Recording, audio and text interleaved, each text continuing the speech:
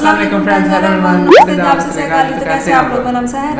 अब देख रहे हैं हम जिसको रिएक्शन आपका बहुत ही ज़्यादा स्वागत है हमारे चैनल पर एक दफ़ा फिर से। भाई आज फर्स्ट टाइम हम ध्रुव राठी की वीडियो पे रिएक्शन देने वाले हैं। बहुत ज़्यादा लोग बोलते हैं यार जो इन्फॉर्मेटिव वीडियोस होती हैं उन पर रिएक्शन दिया करें, तो हम आजकल आपके लिए इन्फॉर्मेटिव वीडियोस ही ला रहे हैं। तो भाई इंडिया चाइना की 1962 में जंग हुई थी ना, उसके बारे में ये हमें बताएंगे कि वो क्यों हुई थी या क्या हुआ था और उसका क्या फैसला आया था, वो हमें इस वीडियो में पता चलेगा। तो प्लीज़ वीडियो का अंत तक जरूर देखिएगा, चैनल को सब्सक्राइब कर लीजिएगा। देखते हैं आज की वीडियो। नमस्कार दोस्तों, इंडिया ने अपने इतिहास में कई जंग जीती हैं। पहली वॉर आज़ादी के एकदम बाद लड़ी गई पाकिस्तान के खिलाफ अक्टूबर 1947 से लेकर 1949 तक चली। फिर पाकिस्तान के साथ 3 और वॉर्स लड़ी गई साल 1965, 1971 और 1999 में।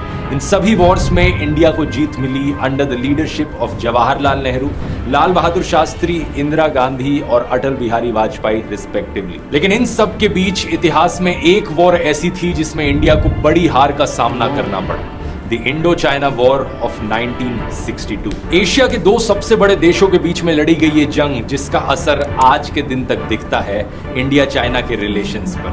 आखिर क्या कारण था इसके पीछे, आइए जानते हैं इस वॉर की पूरी कहानी आज के इस वीडियो में। सुना तो है इसके अपनी कहानी की शुरुआत करते हैं साल 1949 से, जिस साल Chinese Communist Party civil war जीतती है और एक नए चाइना का जन्म होता है। इसके लीडर बनते हैं माओ जेडोंग।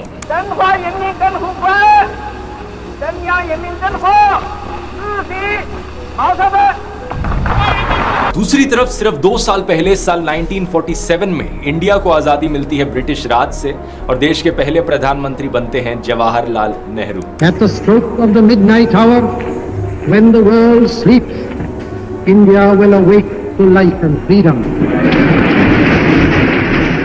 दोनों ही देश यहाँ पर काफी नए थे, यंग थे, और आज इमेजिन करना मुश्किल लगता है, लेकिन उस समय में इन दोनों देशों के बीच में कोई दुश्मनी नहीं थी। उल्टा एक दूसरे की ओर दोस्ती का हाथ बढ़ाने के कई कारण थे। साल 1954 पंडित जवाहरलाल नेहरू बीजिंग जाते हैं एक दौरे के लिए और उनका तालियों से स्वागत किया जाता है। बहुत सी एक्चुअल फोटोज मौजूद हैं इस ट्रिप की। बड़े आराम से आप देख सकते हैं कि कितने वार्मली इन्हें वेलकम किया गया चाइना में।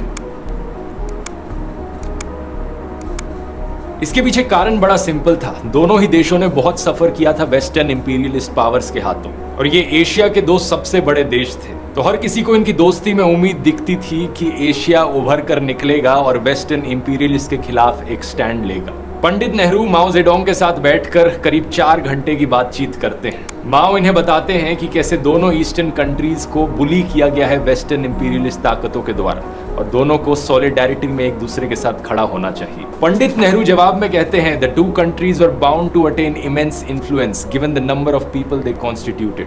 हिंदी चीनी भाई भाई का नारा यहीं से ही पॉपुलराइज किया जाता है पंडित नेहरू की तरफ से। इस वक्त दोनों देशों के बीच में बॉर्डर्स को लेकर छोटे मोटे डिस्प्यूट्स थे, लेकिन दोनों देश एग्री करते थे कि हमें कॉन्फ्लिक्ट अवॉइड करना चाहिए और एक पीसफुल रिलेशनशिप बनानी चाहिए। इसी के चलते जून 1954 में एक सीनो इंडिया पंचशील एग्रीमेंट साइन करी जाती है।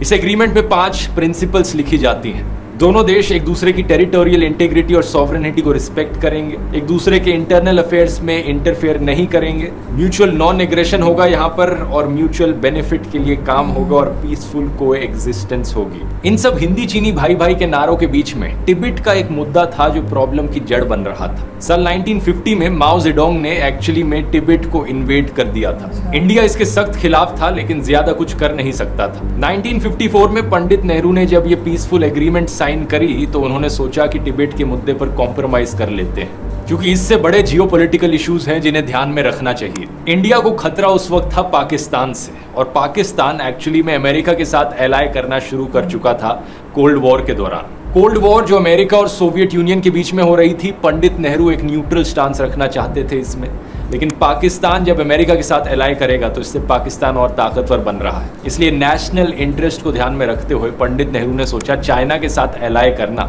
यहाँ पर सही चॉइस होगी। पंडित नेहरू ने जो इस पर स्टेटमेंट दी थी वो कुछ ऐसी थी, the United States imagines that by this policy they have completely outflanked India's so called neutralism. and will thus bring India to her knees.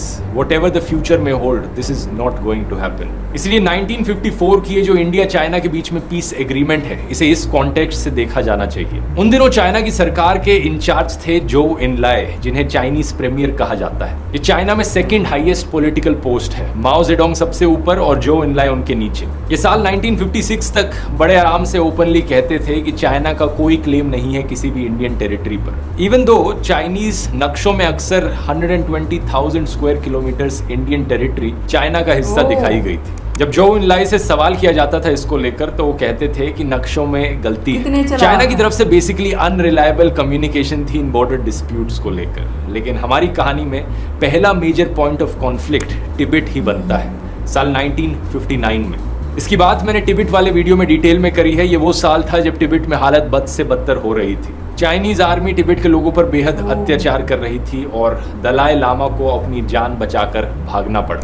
एक बड़ा ही मुश्किलों भरा सफर तय करने के बाद वो इंडिया में रेफ्यूज लेते हैं। ये कहानी अपने आप में ऐतिहासिक है और बहुत ही दिलचस्प है। अगर आप जानना चाहते हैं इस वीडियो को पूरा देखना, इसका लिंक मैं नीचे डिस्क्रिप्शन में डाल दूंगा। चाइना को लगता है इंडिया ने धोखा दिया है, इंडिया इंटरनल मैटर्स में इंटरफेयर कर रहा है चाइना की। और आगे कैसे तनाव बढ़ता है इन दोनों देशों के बीच में, उसकी बात करने से पहले आइए बॉर्डर्स पर एक नजर डालते हैं। इंडिया और चाइना 4000 किलोमीटर की बाउंड्री शेयर करते हैं एक दूसरे से, जिसे 3 सेक्टर्स में डिवाइड किया जाता है। पहला है western sector Jammu and Kashmir में। ये 2150 किलोमीटर का बॉर्डर है, जिसका एक बड़ा हिस्सा चाइना ने ऑक्यूपाई कर रखा है, जिसे हम अक्साई चिन करके पुकारते हैं। इसके नीचे आता है middle sector, 625 kilometre boundary line, जिसमें कोई कंट्रोवर्सी नहीं है इतनी। हिमाचल प्रदेश और उत्तरांचल इस बॉर्डर को शेयर करते हैं और यहाँ कोई ज्यादा कॉन्फ्लिक्ट नहीं होता। तीसरा है ईस्टर्न सेक्टर, जिसमें सिक्किम के साथ बाउंड्री आ जाती है और अरुणाचल प्रदेश के साथ बाउंड्री आ जाती है। अरुणाचल प्रदेश वाला जो बॉर्डर है उसे मैकमहन लाइन बुलाया जाता है और चाइना क्लेम करता है कि पूरा का पूरा अरुणाचल प्रदेश वाला एरिया ही उनका है। वैसे उस वक्त कोई अरुणाचल प्रदेश की स्टेट एग्जिस्ट नहीं करती थी, ये सारा एरिया आसाम स्टेट के अंदर ही आता था। अरुणाचल प्रदेश को सिर्फ 1987 में ही फॉर्म किया गया था। तो तब इस रीजन को नॉर्थ ईस्ट फ्रंटियर एजेंसी करके पुकारा जाता था, NEFA।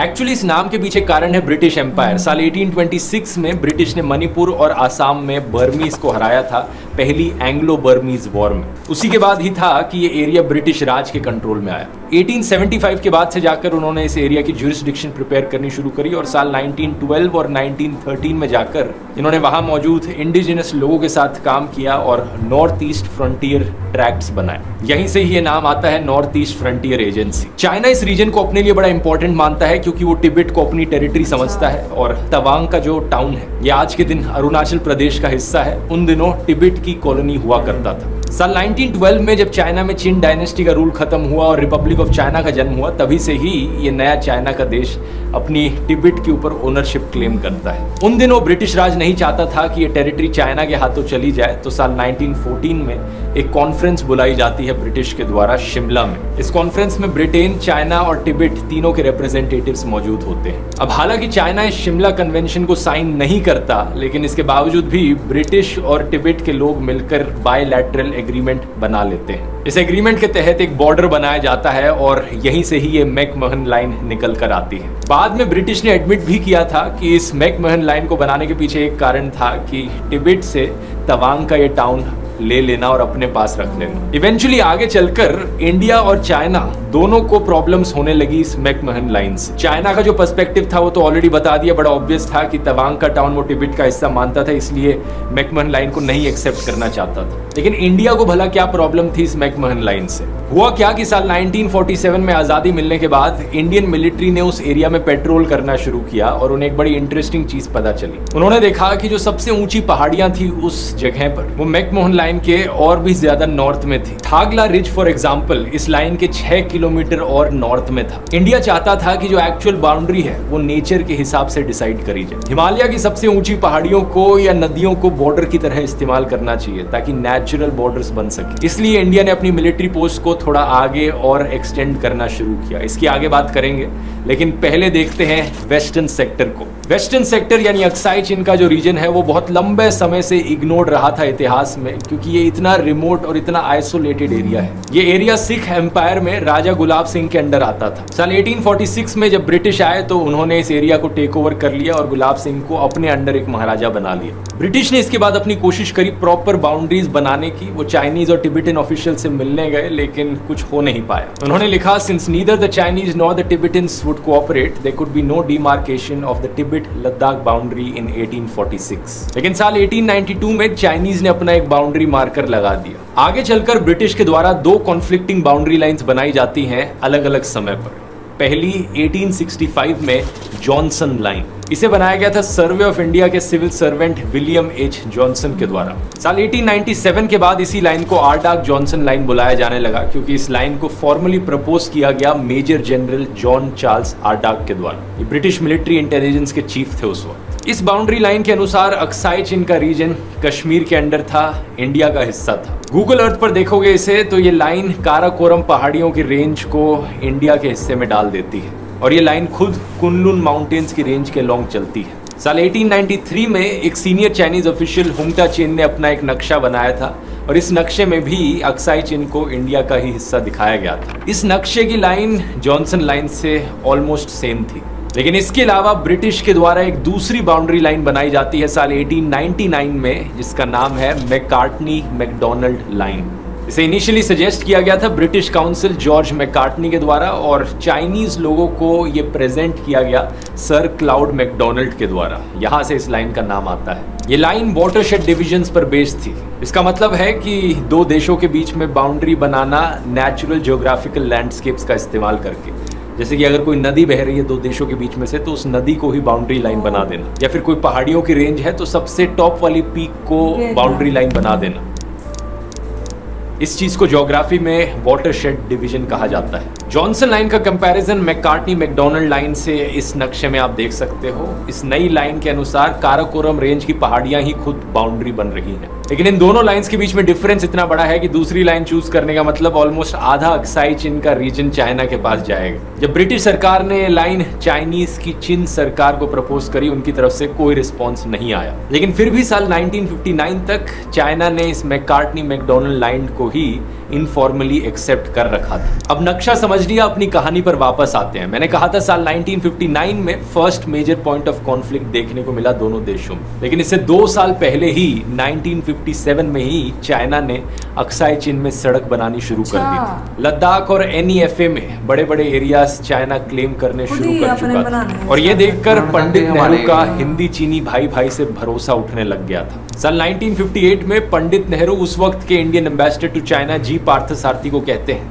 इन चाइनीज पर कभी भरोसा मत करना। नेहरू ने ये भी कहा कि अभी के जो हमारे डिफेंस मिनिस्टर हैं VK कृष्णा मेनन, उनके थ्रू कम्युनिकेशंस को मत ले जाना, बाईपास कर लेना उन्हें, क्योंकि नेहरू को लगता था कृष्णा मेनन बड़े कट्टर कम्युनिस्ट हैं और उनकी कम्युनिस्ट आइडियोलॉजी चाइना पर उनकी राय में इंटरफेयर करेगी। हो सकता है वो विचारधारा के प्रभाव में आकर चाइना को एक न्यूट्रल नजरिए से ना देख पाए। पंडित नेहरू का शक यहाँ पर जायज था, क्योंकि चाइनीज प्रीमियर बातों बातों में तो कहते कि उन्हें कोई इंटरेस्ट नहीं था इंडियन टेरिटरी पर, लेकिन नक्शों में कुछ और ही दिखाया जाता, सड़कें वहीं बनाई जाती। इस तरीके से एक रिलायबल रिश्ता कैसे बनता? फाइनली जाकर मार्च 1959 में जब दलाई लामा इंडिया में रेफ्यूज लेते हैं, चाइना के लिए ये एक बड़ा ट्रिगर पॉइंट बन जाता है। वैसे यहाँ अगर आप तिब्बत में लामास के इतिहास और तिब्बतन बुद्धिज्म के बारे में और जानना चाहते हैं तो कुकू FM पर ये वाली ऑडियो बुक मैं सजेस्ट करूंगा, llamas the Tibetan legacy in Hindi. 11 episode की 1.5 घंटे की ऑडियो बुक इस टॉपिक को बड़े डिटेल में एक्सप्लोर करती है। कुकू FM को नहीं जानते, एक बढ़िया ऑडियो लर्निंग का प्लेटफॉर्म जहां पर ढेर सारी ऐसी ऑडियो बुक्स आपको सुनने को मिलेंगी, ऑलमोस्ट हर तरह के टॉपिक पर। अगर आपने अभी तक इसे ज्वाइन नहीं किया है तो जाकर ट्राई कीजिए, कूपन कोड यूज कीजिए ध्रुव50 कुकू FM के पहले महीने के सब्सक्रिप्शन पर 50% ऑफ पाने के लिए। इसका लिंक नीचे डिस्क्रिप्शन में मिल जाएगा। और अब अपने टॉपिक पर वापस आते हैं। उस वक्त के सोवियत यूनियन के लीडर निकिता क्रूश्चेव एक्चुअली में ब्लेम माओ जेडोंग पर डालते हैं और नेहरू को सपोर्ट करते हैं। तो माओ को लगता है कि इंडिया की कोई कंस्पिरेसी चल रही है यहाँ पर। तिब्बत में जो सिचुएशन क्रिएट हुई है वो शायद इंडिया की वजह से ही हुई है। इस गुस्से में चाइनीज सरकार अब ईस्टर्न सेक्टर में मैकमहन लाइन को भी ब्रीच कर देती है। उस लाइन के नीचे के एरियाज को भी क्लेम करने लग जाती है। इसी बीच चौ इनलाई इंडिया आते हैं डिप्लोमेटिक बातचीत करने के लिए। वो पंडित नेहरू को ऑफर करते हैं, हम अपना क्लेम NEFA से हटा देंगे अगर इंडिया अपना क्लेम अक्साई चीन से हटा दे तो। पंडित नेहरू को ये सुनकर लगता है कि ये क्या है, मतलब कुछ भी ऑफर करने लग जाओगे, अपनी मर्जी से कुछ भी क्लेम कर लोगे और कुछ भी ऑफर हमें दोगे। वो सीधा इसे मना कर देते हैं। 24 अप्रैल 1960 में नेहरू और चो के बीच में बातचीत हुई थी और एग्जैक्ट मैं आपको इसके शब्द पढ़ के सुनाता हूँ। नेहरू कहते हैं, जहां तक मुझे याद है चाइनीज सरकार ने तो कभी हमारे नक्शों पर ऑब्जेक्शन नहीं किया। तुम लोगों ने अचानक से पिछले साल के बीच में ऑब्जेक्शन करना शुरू कर दिया हमारे नक्शों पर। नॉर्मली देखा जाए तो हम एक्सपेक्ट करेंगे कि आप हमें बताओ अगर किसी चीज को लेकर ऑब्जेक्शन है तो। हमें तो ऑब्वियसली लगता था कि आप हमारे नक्शों को एक्सेप्ट करते हो क्योंकि आपने यही कहा था इससे पहले। चो विन लाई जवाब में कहते हैं, हम मैकमोहन लाइन और शिमला कन्वेंशन को रिकॉग्नाइज नहीं कर सकते। अगर हम साथ में कोई सेटलमेंट कर लें तो नेचुरली हम भी अपने नक्शों को बदल डालेंगे, लेकिन सेटलमेंट साथ में करनी पड़ेगी दोनों देशों को और दोनों देश साथ में अपने नक्शे बदलें। नेहरू कहते हैं कि हम कोशिश कर रहे हैं एक सोल्यूशन निकालने की यहाँ पर फ्रेंडली तरीके से, जिससे दोनों देशों का सेल्फ रिस्पेक्ट और डिग्निटी मेंटेन रह सके। ये बातचीत काफी लंबी चलती है लेकिन कोई कंक्लूजन रीच नहीं हो पाता। चाइनीज के अनुसार वो इंडिया में इन्वेड नहीं कर रहे थे, वो बस अपनी राइटफुल टेरिटरी को रिक्लेम कर रहे थे। लेकिन अगर इंडिया को अपनी टेरिटरी यहाँ पर डिफेंड करनी थी तो उन्हें चाइनीज को पीछे धक्का मारना था। और यहाँ से शुरू होती है पंडित नेहरू की फॉरवर्ड पॉलिसी। इस पॉलिसी के अनुसार मिलिट्री आउटपोस्ट और बॉर्डर पेट्रोलिंग चालू करी जाती है कॉन्फ्लिक्टेड एरियाज में।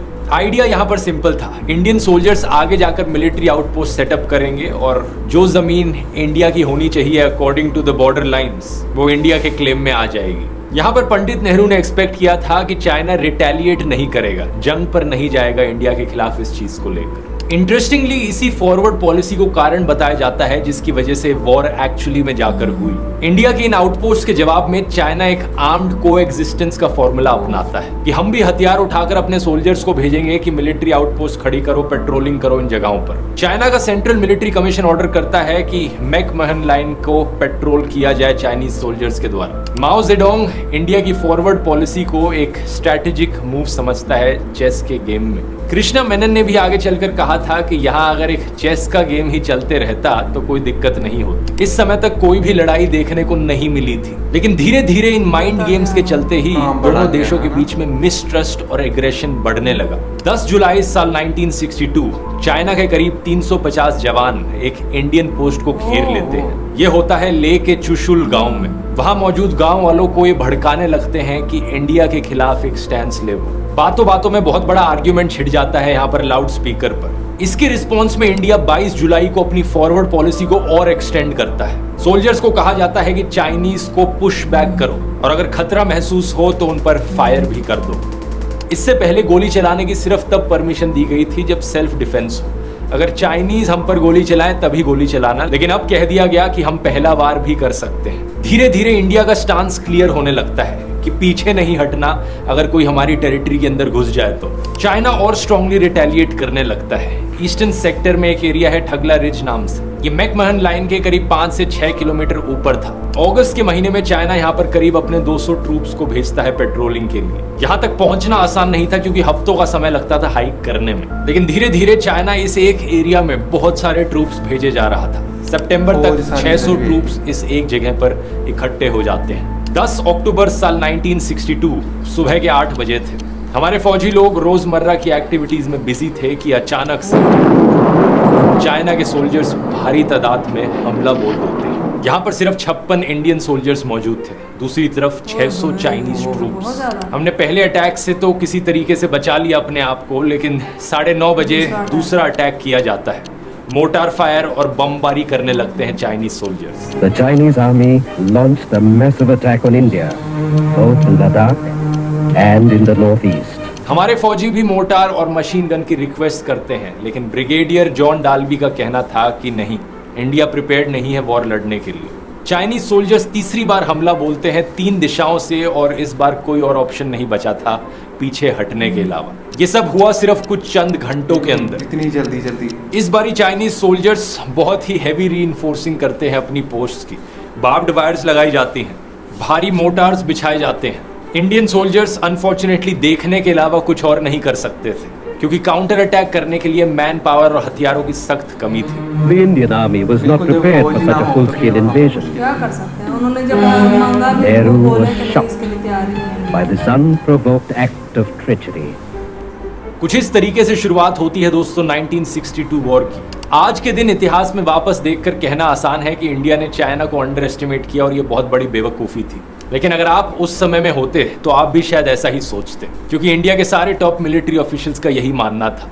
आर स्वामीनाथन इस पेपर में लिखकर बताते हैं कि कैसे हाई रैंक मिलिट्री लीडर्स ने अगस्त 1962 में ही चाइना के साथ वॉर को रूल आउट कर दिया था। वो कॉन्फिडेंट थे कि चाइना कभी वॉर नहीं करना चाहेगा। इनफैक्ट सितंबर 1962 में मेजर जनरल JS ढिल्लन ने भी सेम चीज कही थी। अभी तक जो उनका एक्सपीरियंस रहा था चाइनीज सोल्जर से डील करने का, उन्होंने यही देखा था कि थोड़ी बहुत गोलियां चला दो वो पीछे मुड़ के भाग लेते थे। यही कारण है कि इंडियन आर्मी कंप्लीटली अनप्रिपेयर्ड थी जब ये पहला हमला किया गया। इसके करीब 10 दिन बाद वॉर की ऑफिशियली शुरुआत होती है। इंडियन फोर्सेस किस तरीके से प्रिपेयर करके काउंटर अटैक करती हैं, कौन से एरियाज को वापस जीता जाता है और कौन से एरियाज इंडिया हार जाता है, और पंडित नेहरू का क्या रिएक्शन रहता है इस वॉर के खत्म होने के बाद, ये सारी चीजें जानते हैं इस वीडियो के पार्ट 2 में। पिछली बारी की तरह पार्ट 2 वाला वीडियो 2 से 3 हफ्ते बाद रिलीज होगा। अगर आप इस वीडियो को फ्यूचर में देख रहे हैं तो आपको पार्ट 2 का लिंक नीचे पिंड कमेंट में मिल जाएगा। नहीं तो अभी के लिए अगर ये वीडियो पसंद आया तो कारगिल वॉर वाला वीडियो भी जरूर आपको पसंद आएगा, यहाँ क्लिक करके देख सकते हैं, जिसमें मैंने कारगिल वॉर की पूरी कहानी सुनाई है। मिलते हैं अगले वीडियो में, बहुत बहुत धन्यवाद। जी तो गाइस ये थी आज की वीडियो। तो यार देखा ही आपने बहुत अच्छे तरीके से वैसे इन्होंने एक्सप्लेन किया है। बहुत ही अच्छी इनकी वीडियोस होती हैं यार। उन्होंने पिछले दौर से लेकर के ये कब और क्यों स्टार्ट हुआ था। बिल्कुल, जब से 1947 से इंडिया को जो ब्रिटिश थे ना उनसे आज़ादी मिली, और उसके बाद से जो चाइना के साथ इनके रिलेशंस कैसे थे या क्यों हुआ। पहले तो उन्होंने बताया ना कि रिलेशंस काफी ज़्यादा अच्छे थे। इंडिया और चीनी जो है वो भाई के नारे थे, जैसे पाकिस्तान और चाइना चीनी भाई है ना, वैसे ही पहले इंडिया और चीनी भाई हुआ करते थे। लेकिन बाद में जो वो जो है ना चाइनीज वो अपने नक्शे वो तिब्बत की वजह से मेन चीज हुई है, वो तिब्बत में ना वो ना अपना मतलब जो नक्शा होता है उसमें जो एरिया है ना, मतलब जो तिब्बत वाले जो लोग हैं ना वो कहते हैं कि हम एक अलग कंट्री हैं, लेकिन ये नहीं मानते कि ये वो चाइना का हिस्सा। लेकिन उन्होंने इन पर ना कब्जा भी कर लिया, और वहाँ पर जो इन्होंने बताया ना वो दलाल नामा जो एक वो गुरु हैं शायद कोई, तो वो इंडिया में आ गए थे। तो उस वजह से फिर काफी ज्यादा इनके इंडिया और चाइना के रिलेशंस पर ना असर पड़ा, और बाद में इनकी ये जो जंग की सूरत हाल ये वाली चीजें स्टार्ट हुई। और भाई इन्होंने बताया कि वो तो बिल्कुल भी इंडियन आर्मी जो थी ना इसके लिए तैयार नहीं थी, लेकिन उन्होंने लगता था कि वो थोड़ी सी गोलियां चला देते हैं वापिस चले जाते हैं। मतलब जो थे उनके जो है मेजर वो सभी बोल रहे थे कि चाइना मतलब ऐसी हरकत नहीं कर सकता कि जंग नहीं कर सकता, वैसे वो थोड़ी सी ना धोखा नहीं देगा, इस तरह से कुछ करेगा नहीं। लेकिन वो इस बारे में गलत थे कि चाइनीज के बारे में उनको गलत फहमी थी कि वो इस तरह से नहीं करेंगे। इन्होंने कहा ना कि ये हम थोड़ी सी वैसे भी अगर कोई होती थी ना मुश्किल आती, थोड़ी गोलियां चला देते तो फिर आपको होता है डर जाते वापिस चले जाते। लेकिन इस बार इन्होंने कुछ घंटों में ही 2-3 हमले ऐसे कर दिए, मतलब जो पोस्ट पर बोला कि 56 उनके थे और 600 उनके थे बंदे, तो कितना ज्यादा बड़ा उन्होंने हमला किया। ये वाली फिर जंग का इस तरह से आगाज हुआ। आगे जो होगा ये आपने नेक्स्ट पार्ट में बताएंगे। लेकिन उन्होंने हिस्ट्री से जो बताया है कि जो यूके और मतलब तिब्बत था तब से लेकर के किस तरह से बॉर्डर की लाइनें हुई है, सारा कुछ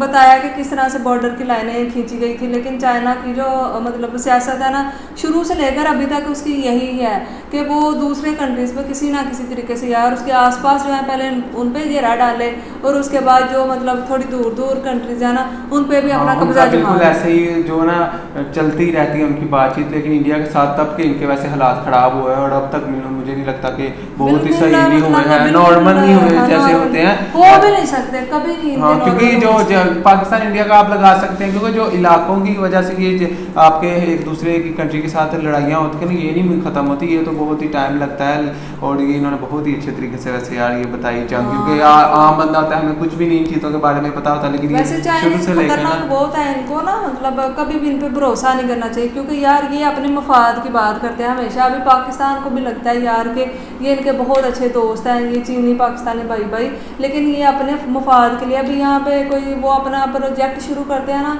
तो उसमें उनका ही फ़ायदा होता है। वो ये आप लोग ना सोचें कि यार हमारा फ़ायदा है इसमें, और चीन कितना अच्छा है हमारे लिए इन्वेस्ट कर रहा है, लेकिन हर कंट्री जो होता है वो अपने मफाद के लिए कुछ ना कुछ कर रहा होता है। उनको क्या फ़ायदा, वो यहाँ पे पैसे लगाए कुछ भी मतलब करे, क्या फ़ायदा है? फ़ायदा उनको अपना है, इस वजह से वो ये सब कुछ कर रहे हैं ताकि वो अपना टाइम आने पे अपना मफाद निकाल पाए। तो चीनियों पे तो कभी भी भरोसा नहीं करना चाहिए, और इंडिया ने भी तब भरोसा किया तो आपको पता है फिर क्या हुआ था उस टाइम पे। तो इस तरह से मुझे लगता है पाकिस्तानियों को भी सीख लेनी चाहिए कि नहीं भरोसा करना चाहिए।